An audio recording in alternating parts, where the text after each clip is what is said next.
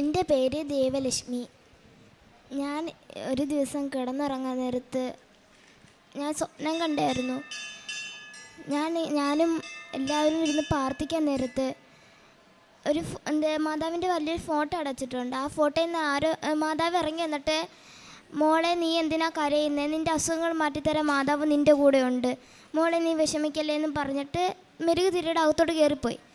അത് കഴിഞ്ഞ് ഞങ്ങൾ ആഹാരം കഴിക്കാൻ വേണ്ടി ഒന്നിച്ചിരുന്നപ്പോൾ ടൈലിൻ്റെ ആ ഭാഗത്തായിട്ട് മാതാവിൻ്റെ രൂപം തെളിഞ്ഞു വരികയും മാതാവ് എന്നോട് പറയുകയും ചെയ്തു, മോളെ നീ വീണ്ടും എന്തിനാണ് കരയുന്നത്, നിൻ്റെ അസുഖങ്ങൾ മാറ്റിത്തരും ഞാൻ, നിൻ്റെ ഒപ്പം തന്നെ ഞാനുണ്ടെന്ന് മാതാവ് എന്നോട് പറഞ്ഞു. അപ്പോൾ ഞാൻ പറഞ്ഞു, മാതാവേ എനിക്കൊരു സങ്കടവും ഇല്ല, എൻ്റെ അസുഖം മാത്രം മാറ്റിത്തന്നാൽ മതി എന്ന് ഞാൻ പറഞ്ഞു. മാതാവ് അപ്പുറത്തേക്കും ആണെങ്കിൽ അമ്മയുടെ നെറ്റിയുടെ അകത്തോട്ട് കയറിപ്പോയി. അത് കഴിഞ്ഞ് ഞാൻ പെട്ടെന്ന് തന്നെ ചാടി എഴുന്നേൽക്കുകയും റൂമിൽ ലൈറ്റ് ഇടുകയും ചെന്ന് പ്രാർത്ഥിച്ചിട്ട് കിടന്നുറങ്ങുകയും ചെയ്തു. ആദ്യമായി ഈശോയോടും മാതാവിനോടും മാപ്പ് അപേക്ഷിച്ചുകൊണ്ട് ഞാൻ തുടങ്ങുന്നു. കാരണം എനിക്ക് സാക്ഷ്യം പറയാൻ വൈകിയതിലാണ് ഞാൻ മാപ്പ് പറയുന്നത്. ഞാൻ 12/4/2024 കൃപാസനത്തിൽ വന്ന് ഉടമ്പടി എടുത്തത്. അതിനു മുമ്പായിട്ട് ഒരാഴ്ചയ്ക്ക് മുമ്പേ ഞങ്ങൾ വന്ന് ഇവിടെ കുടുംബമായിട്ട് വന്ന് പ്രാർത്ഥിച്ചായിരുന്നു. ഞാൻ പ്രാർത്ഥിക്കാനും ഉടമ്പടി എടുക്കാനും ഉണ്ടായ കാരണം, എൻ്റെ ഈ നിൽക്കുന്ന എനിക്ക് 2 പെൺകുട്ടികളാണ്. എൻ്റെ മൂത്താൾ +1 എഴുതിയിട്ട് നിൽക്കുന്നു. ഇത് എൻ്റെ ഇളയ മോള് ദേവലക്ഷ്മി. ഇവൾക്ക് 2.25 വയസ്സായപ്പോൾ ശരീരത്ത് നീര് കാണുകയും നെഫ്രോട്ടിക് സിൻഡ്രോം എന്ന അസുഖം കണ്ടുപിടിക്കുകയും തിരുവനന്തപുരം SIT മെഡിക്കൽ കോളേജിലോട്ട് പോവുകയും ചെയ്തു. അവിടെ വെച്ച് ഇതുപോലെ അസുഖം നന്നായിട്ട് മൂർച്ഛിക്കുകയും കുഞ്ഞിനെ ICUവിലോട്ട് മാറ്റണമെന്ന് പറഞ്ഞ് പ്രാർത്ഥിച്ച് കുഞ്ഞിന് നമ്മൾ മെഡിസിനൊക്കെ സ്റ്റാർട്ട് ചെയ്ത് അവൾക്ക് 2 മാസം മെഡിസിൻ കൊടുത്തു. മെഡിസിൻ നിർത്തി കഴിഞ്ഞപ്പോൾ ഇവൾക്ക് വീണ്ടും ഈ അസുഖം വന്നു. അസുഖം വന്നു കഴിഞ്ഞ് വീണ്ടും മെഡിസിൻ നിർത്താൻ പറ്റുന്നില്ല. ഒന്നി ഡോസ് കുറയുമ്പോഴേ ഇവർക്ക് അസുഖം വരുന്നുണ്ട്. അങ്ങനെ വീണ്ടും ഇവർ ഈ സ്റ്റിറോയിഡ് ഗുളികയായതുകൊണ്ട് സൈഡ് എഫക്റ്റ് ഉണ്ടാകാൻ ചാൻസ് ഉണ്ട്. അതുകൊണ്ട് കണ്ണാശുപത്രിയിൽ ഒന്ന് കാണിക്കണമെന്ന് പറഞ്ഞു. നമ്മൾ അടുത്തുള്ള കണ്ണാശുപത്രി കൊണ്ടുപോയപ്പോൾ അവിടെ അവർ പറഞ്ഞത് കണ്ണിൻ്റെ നരമ്പിൽ ഈ ഫ്ലൂയിഡ് കെട്ടിക്കിടക്കുന്നുണ്ട്, അതുകൊണ്ട് കുഞ്ഞിനെ ഇത് ബ്രെയിനിൻ്റെ സ്കാൻ എടുക്കണമെന്ന് പറഞ്ഞു. അങ്ങനെ സ്കാൻ ചെയ്തപ്പോൾ അവർ ന്യൂറോളജിയിലോട്ട് വിട്ടു. ന്യൂറോളജി വിട്ടപ്പോൾ അവിടെ ഫ്ലൂയിഡ് ചെക്ക് ചെയ്തപ്പോൾ 44 mm ആണ് ഫ്ലൂയിഡ് കാണിച്ചത്. അപ്പോൾ അങ്ങനെയുള്ള ഒരു പേഷ്യൻ്റ് എന്ന് പറയുമ്പോൾ അവർ 100% സർജറിയാണ് പറയുന്നത്. പക്ഷേ അവർ 3 മാസത്തേക്കും മെഡിസിൻ കൊടുത്തു. അത് കഴിഞ്ഞ് വീണ്ടും ഇത് ടെസ്റ്റ് ചെയ്യണം, സർജറിയാണ് വീണ്ടും പറയുന്നത്. അങ്ങനെയാണ് ഞാൻ 12/4/2024 കൃപാസനത്തിൽ വരുന്നതും ഇവിടെ വന്ന് ഞാൻ ഉടമ്പടി എടുക്കുന്നതും. ഉടമ്പടി എടുത്ത് അവിടെ ചെന്ന് 18-ാം തീയതി എൻ്റെ മോൾക്ക് വീണ്ടും ഇതിൻ്റെ BP ടെസ്റ്റ് ചെയ്യാനുള്ള ടെസ്റ്റ് ഉണ്ടായിരുന്നു. അങ്ങനെ ചെന്ന് ടെസ്റ്റ് ചെയ്തപ്പോൾ എൻ്റെ കുഞ്ഞിന് ആ 44 mm എന്ന് പറഞ്ഞ BP ടെസ്റ്റ് ചെയ്ത് അത് 25 ആക്കി എൻ്റെ മാതാവും തിരുക്കുമാരനും തന്നു. അന്ന് ഇത് ഫ്ലൂയിഡ് എടുക്കുന്ന സമയത്ത് സഡേഷൻ കൊടുത്താണ് കുഞ്ഞിന് ഫ്ലൂയിഡ് എടുക്കുന്നത്.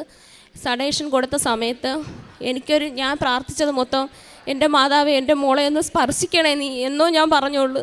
കാരണം എനിക്ക് വിശ്വാസം ഉണ്ടായിരുന്നു എൻ്റെ മോളെ മാതാവിനെ രക്ഷപ്പെടുത്താൻ പറ്റത്തുള്ളൂ. ഞാൻ ഒരുപാട് കരഞ്ഞു പ്രാർത്ഥിച്ചു. ഞാൻ എൻ്റെ വിശ്വാസത്തിൻ്റെ പുറത്ത് എൻ്റെ മാതാവിനോട് പറഞ്ഞതിൻ്റെ വിശ്വാസത്തിൻ്റെ പുറത്ത് എൻ്റെ മോളെ ഞാൻ ചെന്ന് എടുത്തോണ്ട് എൻ്റെ മോളോട് ഞാൻ ഇവിടെ ബെഡിൽ കൊണ്ട് കിടത്തിയിട്ട് ഞാൻ ചോദിച്ചു, മോള് മാതാവിനെ കണ്ടോ എന്ന് ഞാൻ ചോദിച്ച്. എൻ്റെ കുഞ്ഞിന് ബോധമില്ല. അപ്പോഴും മോള് പറയുന്നത്, ഞാൻ കണ്ടമ്മേ, എൻ്റെ ഇവിടെ ചെള്ളയിൽ വന്ന് തട്ടിയിട്ട് മാതാവ് പറഞ്ഞു, മോള് വിഷമിക്കേണ്ട, മോളുടെ അസുഖമെല്ലാം മാതാവ് മാറ്റും, മാതാവ് കൊണ്ട് കൂടെ എന്ന് പറഞ്ഞു. അപ്പോഴും ഞാൻ വിചാരിച്ചു എൻ്റെ മോള് ഞാൻ ചോദിച്ചത് പ്രകാരം പറയുന്നതായിരിക്കുമെന്ന്. പക്ഷേ എൻ്റെ കുഞ്ഞ് വീണ്ടും ഇത് തുടരെ പറഞ്ഞുകൊണ്ടിരുന്നു. മോളെ ഇവിടെ കൊണ്ട് കിടത്തി എപ്പോഴും എന്നോട് പറയുന്നു, അമ്മ എനിക്ക് കൃപാസനത്തിലെ ഉപ്പും പിന്നെ ഇതും തൈലവും താമേ, തേനും താമേ എന്നാണ് എന്നോട് പറയുന്നത്. ഞാൻ അപ്പോഴും, കാരണം സഡേഷൻ കൊടുത്ത കുഞ്ഞായിട്ട് ഉപ്പ് കൊടുക്കുമല്ലോ എന്ന് എനിക്ക് അറിയത്തില്ല, വൊമിറ്റ് ചെയ്യാൻ ചാൻസ് ഉണ്ട്. ഡോക്ടറോട് ചോദിച്ചപ്പോൾ ഡോക്ടറിന് കൊടുക്കണ്ടെന്ന് പറഞ്ഞു. അതുകൊണ്ട് കൊടുത്തില്ല. പക്ഷേ കാശ് രൂപ ഇവള് വേണമെന്ന് പറഞ്ഞു നിർബന്ധം പിടിച്ചു. കാരണം ഇവൾക്ക് ബോധമില്ല. എന്നിട്ട് ഞാൻ കാശ് രൂപ ഇവിടെ കൈ കൊടുത്തു. ഇവിടെ കാശ് രൂപ എടുത്ത് ഒരുപാട് കരഞ്ഞു പ്രാർത്ഥിച്ച്, മാതാവ് എൻ്റെ രോഗം മാറ്റിത്തരണേ എന്നും പറഞ്ഞ് പ്രാർത്ഥിച്ചു. അപ്പോഴും ഞാൻ ചോദിച്ചു, മോളെ മാതാവിനെ നീ കണ്ടോ? അപ്പം ഞാൻ കണ്ടമ്മേ. പക്ഷേ എൻ്റെ മാതാവിൻ്റെ കൂടെ വേറൊരാളും ഉണ്ടായിരുന്നമ്മേ, പിന്നെ ഒരു കറുത്ത കോട്ടിട്ട ഒരാളും ദീശയൊക്കെ വളർത്തിയ ഒരാൾ. അപ്പോൾ എനിക്ക് ഉറപ്പായി തിരുക്കുമാരനെയും കൊണ്ട് മാതാവ് അവിടെ വന്നിട്ടുണ്ടെന്ന്. ഞാൻ അപ്പോഴും, കാരണം BP ഇത് എത്രയാണെന്ന് അന്നേരം ഞാൻ അറിയുന്നില്ല. പിന്നെ ഞാൻ അവിടെ ചെന്നിട്ട് ഡോക്ടറെ അടുത്ത് ഓടിച്ചെന്നിട്ട് ഞാൻ ചോദിച്ചപ്പോൾ എനിക്ക് മനസ്സിലായി കുറഞ്ഞിട്ടുണ്ടെന്ന്. ഞാൻ ചെന്ന് ചോദിച്ചപ്പോഴാണ് മേഡം പറഞ്ഞ് വിഷമിക്കേണ്ട, 25 mm കുറഞ്ഞിട്ടുണ്ട്, ഓപ്പറേഷൻ്റെ ആവശ്യമില്ലെന്ന്. ഞാൻ അന്ന് മുതലേ ഉടമ്പടി പുതുക്കുകയും എല്ലാ കാര്യങ്ങളും ഞാൻ ചെയ്യുന്നുണ്ട്. അതുപോലെ തന്നെ എൻ്റെ അടുത്തൊരു വീട്ടിലൊരു ചേച്ചിക്ക് ഇതുപോലെ അവർ നമ്മുടെ വീടിൻ്റെ വാടകയ്ക്ക് താമസിച്ചാണ്, അങ്ങനെ പരിചയം. ചേച്ചിയുടെ ഇങ്ങനെ മൂക്കിലൊരു അരിമ്പാറ വരികയും ഞാൻ ഈ തൈലം ചേച്ചിക്ക് കൊടുത്ത് ഒരു പകർന്നൊരു കുപ്പി കൊടുത്തു വിട്ട്, ഉപ്പും തേനും കൊടുത്തു വിട്ടു. ഇതറിഞ്ഞ് കൃപാസനത്തിൽ പോകണം, പ്രാർത്ഥിക്കണം ചേച്ചി, ഞങ്ങളും പ്രാർത്ഥിക്കാം, ഒരു കുഴപ്പം ഉണ്ടാകത്തില്ലെന്ന് പറഞ്ഞ് 2 മാസം കഴിഞ്ഞ് അവർ ഹോസ്പിറ്റലിൽ പോയി. സർജറി കഴിഞ്ഞ് ക്യാൻസർ എന്ന് പറഞ്ഞ കാര്യം 2 മാസം കഴിഞ്ഞ് റിസൾട്ട് വന്നപ്പോൾ ആ ചേച്ചിക്ക് ക്യാൻസറോ അങ്ങനെ ഒന്നുമില്ല. ഫസ്റ്റ് തന്നെ എന്നെ വിളിച്ച് പറഞ്ഞ് മാതാവിനോട് നന്ദി പറയണം രമ്യ. ഞാൻ പറയാം, ഞാൻ പോകുമ്പോൾ ഞാൻ പറയും ഇത്. എനിക്ക് അതൊരു അനുഭവമാണ്. പിന്നെ എൻ്റെ മോക്ക് നെഫ്രോട്ടിക് സിൻഡ്രോം കണ്ടുപിടിച്ചപ്പോൾ പ്രെഡൻസോൾ എന്ന് പറഞ്ഞൊരു ഗുളികയാണ് കൊടുത്തിരുന്നത്. ആ ഗുളികയിൽ നിന്ന് വന്ന സൈഡ് എഫക്റ്റ് ആയതുകൊണ്ട് ന്യൂറോളജി വിഭാഗത്തിന് അവർ ആ ഗുളിക കൊടുക്കാൻ പറ്റത്തില്ല. അത് കാരണം MMF എന്ന് പറഞ്ഞ ഗുളിക സ്റ്റാർട്ട് ചെയ്ത് ആ ഗുളിക 1.5 വർഷം കൊടുത്തതിന് ശേഷം എൻ്റെ മോക്ക് പിന്നെ ഇപ്പം ഒരു അസുഖം വന്നിട്ടില്ല. ഇത് കിഡ്നിയെ സംബന്ധിക്കുന്ന ഒരു അസുഖം എൻ്റെ മോക്ക് വന്നിട്ടില്ല. ഇപ്പം മാർച്ച് 2024 എൻ്റെ മോടെ 2024 മാർച്ചിൽ മോടെ ഗുളിക നിർത്തി. മോക്ക് കുഴപ്പമൊന്നുമില്ല, ഓക്കെ ആയിട്ട് പോന്നു. ഞങ്ങൾക്ക് ഇനിയും മാതാവിൻ്റെയും തിരുക്കുമാരൻ്റെ അനുഗ്രഹങ്ങൾ ഞങ്ങൾക്ക് ഉണ്ടാകണം. പിന്നെ എൻ്റെ പ്രേക്ഷിത പ്രവർത്തനങ്ങളെന്ന് പറയുന്നത്, ഞാൻ അവിടെ പിന്നെ ആരുമില്ലാത്ത അമ്മയും അച്ഛന്മാരും ഉണ്ട്, പിന്നെ ഒരു ശാന്തി തീരമുണ്ട്, അവിടെ രോഗികളുണ്ട്. അവർക്ക് ഞങ്ങൾ കുറേ പേര് ചേർന്ന് ഭക്ഷണം കൊടുക്കുകയും പിന്നെ ശനിയാഴ്ച ഞാൻ ഉപവാസം എടുക്കും. പിന്നെ ഇവിടുന്ന് പത്രമായിക്കൊണ്ട് SIT ഹോസ്പിറ്റലിൽ എല്ലാവർക്കും കൊണ്ട് കൊടുക്കുകയും പിന്നെ എനിക്ക് മാതാവിനെയും ഈശോയെയും കുറിച്ച് പറയാൻ ഒരുപാട് നാവാണ്. കാരണം എനിക്ക് ചോദിച്ചാലും അവരുടെ കാര്യം പറഞ്ഞുകൊണ്ടേ ഇരിക്കണം. എനിക്ക് ഭയങ്കര ഇഷ്ടമാണ് പറയാൻ. എനിക്ക് ഞാനൊരു കടയിൽ വർക്ക് ചെയ്യുന്നുണ്ട്. എൻ്റെ അനുഭവങ്ങൾ അവിടെ നിന്ന് അവർ കണ്ട് മനസ്സിലാക്കി. ഞാൻ ജോലി ചെയ്യാൻ നിന്നിട്ടില്ല, കാരണം എൻ്റെ കുഞ്ഞുങ്ങൾക്ക് വയ്യാന്ന് പറഞ്ഞ് ഞാൻ പോവുകയും അപ്പോൾ അവരിപ്പോൾ പറയുന്നത് MS മനസ്സമാധാനമായിട്ട് ഇവിടെ നിന്ന് ജോലി ചെയ്യുന്നുണ്ട്. എനിക്കത് കേൾക്കുമ്പോൾ അഭിമാനമാണ്. കാരണം എന്നെ അവരെത്രത്തോളം മനസ്സിലാക്കി, അപ്പോൾ അതുപോലെ തന്നെ എൻ്റെ മാതാവിനെ അവർ മനസ്സിലാക്കി. ഞാൻ അവരോട് എല്ലാവരോടും പറയും, നിങ്ങളെല്ലാവരും വരണം. എനിക്ക് കുറച്ച് പേരെ ഇവിടെ കൊണ്ടുവരാൻ സാധിച്ചിട്ടുണ്ട്. എല്ലാവരും വരണം, വന്ന് നിങ്ങൾക്ക് കിട്ടുന്ന അനുഗ്രഹങ്ങൾ നിങ്ങൾ വാങ്ങണം. മാതാവ് കൈവിടത്തില്ല നിങ്ങളുടെ കൂടെ എന്നുള്ളൊരു വിശ്വാസത്തിൽ ഞാനും മുന്നോട്ട് പോകുന്നു. തുടർന്നും എനിക്ക് അങ്ങനെ തന്നെ മുന്നോട്ട് പോകണമെന്നാണ് ആഗ്രഹം. പിന്നെ ഇതിനിടയ്ക്ക് കഴിഞ്ഞ മാസം എൻ്റെ അമ്മയ്ക്കൊരു സർജറി ഉണ്ടായിരുന്നു. പെട്ടെന്നൊരു വയറുവേദന വന്ന് കുടൽ ഒട്ടിയെ അതിൻ്റെ ഓപ്പറേഷൻ കോട്ടയം മെഡിക്കൽ കോളേജിലായിരുന്നു. ഈ മാതാവിൻ്റെ ബലത്തിലാണ് ഞാൻ അവിടെ ചെന്നത്. കാരണം അമ്മയ്ക്ക് സീരിയസ് ആയിരുന്നു. ഈ കാശ് രൂപം ഞാൻ എൻ്റെ കയ്യിൽ എവിടെ പോയാലും ഞാൻ എൻ്റെ കയ്യിൽ കരുതും. ഞാൻ ഈ കാശ് രൂപം വെച്ച് ഞാൻ മാതാവിനോട് ഒരുപാട് പ്രാർത്ഥിച്ച്, മാതാവ് ഞങ്ങൾക്ക് വേറെ ആരുമില്ല, കൂടെ സഹായിക്കാൻ പോലും ആരുമില്ല, മാതാവ് കൂട്ടിന് വരണം, അമ്മയുടെ സർജറി ഇന്ന് തന്നെ നടക്കണം.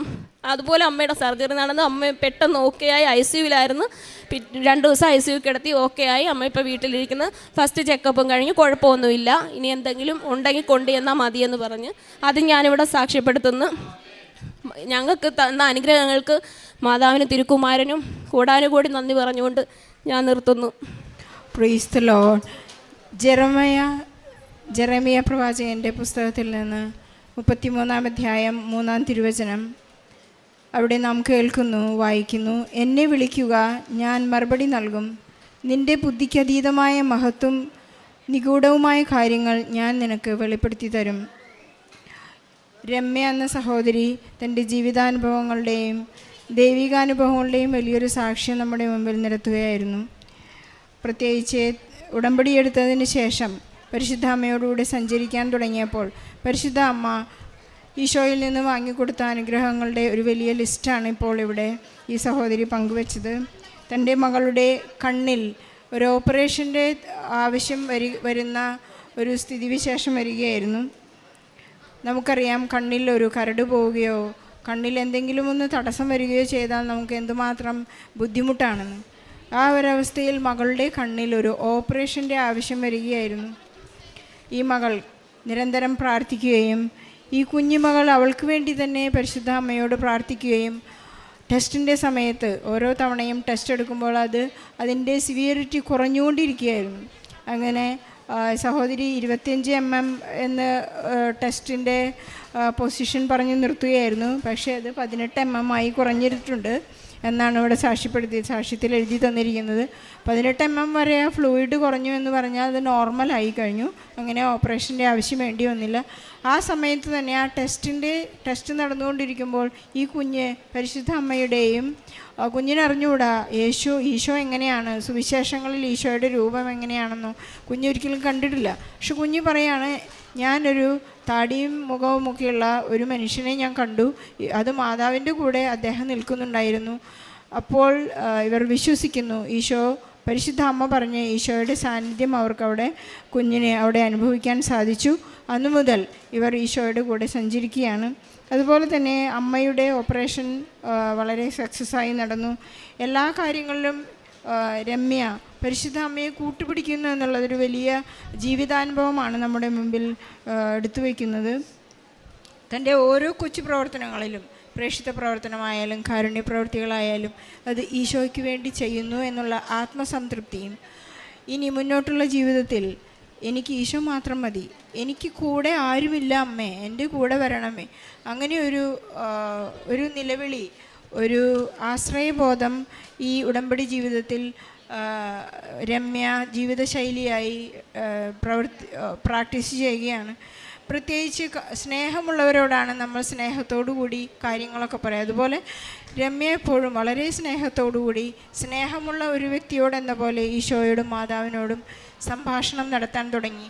ഒരു പ്രാർത്ഥനയിൽ നിന്ന്, ഒരു ചൊല്ലിക്കൂട്ടുന്ന പ്രാർത്ഥനയിൽ നിന്ന് വളരെ അടുത്ത്, വളരെ നീണ്ടുപോയി അത് വളരെ ഒരു സംഭാഷണ രീതിയിലേക്കുള്ള പ്രാർത്ഥനാ ശൈലി ഇപ്പോൾ കരസ്ഥമാക്കി. ആ ഒരു പ്രാർത്ഥനാ ജീവിത ശൈലി ഇപ്പോൾ വാർത്തെടുക്കാൻ സാധിച്ചു. ഈ ഉടമ്പടി അതിനെ രമ്യ കുടുംബത്തെയും അതിനെ സാക്ഷിയാക്കി അതിലൂടെ മുന്നോട്ട് നീങ്ങുന്നു എന്നതിൽ നമുക്ക് ഈശോയ്ക്കും പരിശുദ്ധ അമ്മയ്ക്കും നന്ദി പറയാം. അവർക്ക് വലിയൊരു ഈശോയ്ക്കും പരിശുദ്ധ അമ്മയ്ക്കും ഒരു കയ്യടി നൽകി ഈ സാക്ഷ്യം നമുക്ക് സമർപ്പിക്കാം. എൻ്റെ പേര് ദേവലക്ഷ്മി. ഞാൻ ഒരു ദിവസം കിടന്നുറങ്ങാൻ നേരത്ത് ഞാൻ സ്വപ്നം കണ്ടായിരുന്നു. ഞാനും എല്ലാവരും ഇരുന്ന് പ്രാർത്ഥിക്കാൻ നേരത്ത് മാതാവിൻ്റെ വലിയൊരു ഫോട്ടോ അടച്ചിട്ടുണ്ട്. ആ ഫോട്ടോയിൽ നിന്ന് മാതാവ് ഇറങ്ങി വന്നിട്ട്, മോളെ നീ എന്തിനാ കരയുന്നത്, നിൻ്റെ അസുഖങ്ങൾ മാറ്റിത്തരാൻ മാതാവ് നിൻ്റെ കൂടെ ഉണ്ട്, മോളെ നീ വിഷമിക്കല്ലേ എന്നും പറഞ്ഞിട്ട് മെഴുകുതിരിയുടെ അകത്തോട്ട് കയറിപ്പോയി. അത് കഴിഞ്ഞ് ഞങ്ങൾ ആഹാരം കഴിക്കാൻ വേണ്ടി ഒന്നിച്ചിരുന്നപ്പോൾ ടൈലിൻ്റെ ആ ഭാഗത്തായിട്ട് മാതാവിൻ്റെ രൂപം തെളിഞ്ഞു വരികയും മാതാവ് എന്നോട് പറയുകയും ചെയ്തു, മോളെ നീ വീണ്ടും എന്തിനാണ് കരയുന്നത്, നിൻ്റെ അസുഖങ്ങൾ മാറ്റിത്തരും ഞാൻ, നിൻ്റെ ഒപ്പം തന്നെ ഞാനുണ്ടെന്ന് മാതാവ് എന്നോട് പറഞ്ഞു. അപ്പോൾ ഞാൻ പറഞ്ഞു, മാതാവേ എനിക്കൊരു സങ്കടവും ഇല്ല, എൻ്റെ അസുഖം മാത്രം മാറ്റിത്തന്നാൽ മതി എന്ന് ഞാൻ പറഞ്ഞു. മാതാവ് അപ്പുറത്തേക്കും ആണെങ്കിൽ അമ്മയുടെ നെറ്റിയുടെ അകത്തോട്ട് കയറിപ്പോയി. അത് കഴിഞ്ഞ് ഞാൻ പെട്ടെന്ന് തന്നെ ചാടി എഴുന്നേൽക്കുകയും റൂമിൽ ലൈറ്റ് ഇടുകയും ചെന്ന് പ്രാർത്ഥിച്ചിട്ട് കിടന്നുറങ്ങുകയും ചെയ്തു.